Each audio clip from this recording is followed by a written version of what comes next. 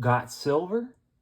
Good evening, folks, and welcome back to another episode of Silver Dad Knows. Remember, always live with no edits. If this is your first time here, hit that subscribe button now, as you're going to like what I'm about to say. So yes, folks, just to begin this evening, I have actually only shown this piece once for the entirety of the Silver Dad series, but this was actually a gift from Silver Grandpa gifted to Silver Son. And as you notice, this is a vintage Disney piece going all the way back to 1986.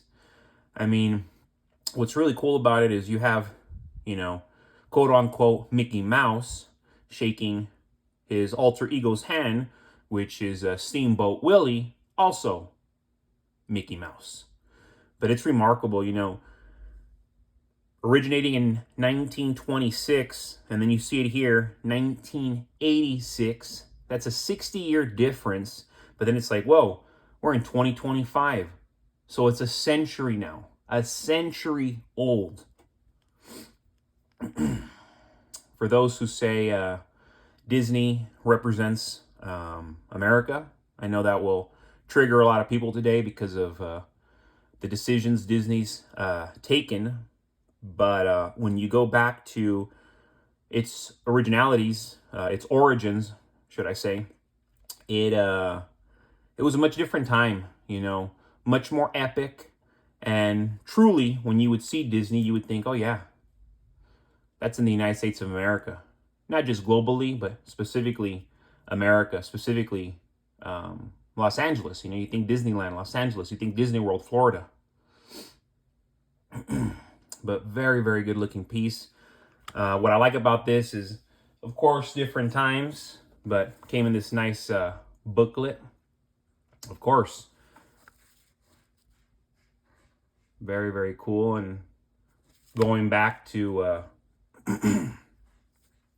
bygone era, an era that if only we could visit, get out of 2025 and maybe go back 60, 70 years, see a different world, see a different America, a better America, right? Arguably. Because folks, not just America, but the world itself is teetering on the edge of an economic collapse that will rival or even surpass the Great Depression of the 1930s. Because the Great Depression did not only impact the United States of America, it impacted practically the entire world. Decades of reckless monetary policy, rising debt, and global financial instability have created the perfect storm for what many are calling the Great Depression 2.0. In such times, those who hold real assets, not paper promises, are the ones who will thrive. And it's one of the reasons why I am so heavily invested into silver, and I continue to be heavily invested into silver. Not only myself, but my family, because we've seen the writing on the wall. We've seen where this economy was heading, and look where we're at now. We saw the writing on the wall years ago, and now it's just accelerating. Throughout history, silver has been a reliable store of value, particularly during economic downturns. Unlike fiat currencies, which central banks can print endlessly, silver is a finite resource with intrinsic worth. When the banking system collapses and trust in paper money evaporates, physical silver will retain its purchasing power. This was evident during past crises when precious metals outperformed other assets. I mean, we can go back time and time again, look at different countries where we see the same pattern. In the 1970s, which was the stagflation era, silver skyrocketed from $1.50 per ounce to nearly $50. Imagine that. Imagine what could happen in today's economy, where inflation is spiraling out of control and global debt exceeds $300 trillion. A modern Great Depression will likely be triggered by a combination of hyperinflation, rising unemployment, banking failures, and loss of confidence in the U.S. And I mean, let's look around, folks. Hyperinflation everywhere. We're seeing everybody get laid off. We're seeing banks fail day after day. And who really believes in our dollar? If you're uneducated, you believe in it, but if you know what's going on, it's going to take a toll on you. The Federal Reserve has backed itself into a corner, unable to fight inflation without triggering a massive recession. And that's why I call it a depression. Meanwhile, BRICS nations are working to undermine the dollar's dominance, accelerating the shift towards alternative monetary systems. If the dollar loses its status as the world's reserve currency, its purchasing power, it's going to plummet. There's no doubt about that. And that's going to lead to skyrocketing costs for essential goods, skyrocketing costs across the board, in fact. Silver is not just a hedge. It's financial insurance.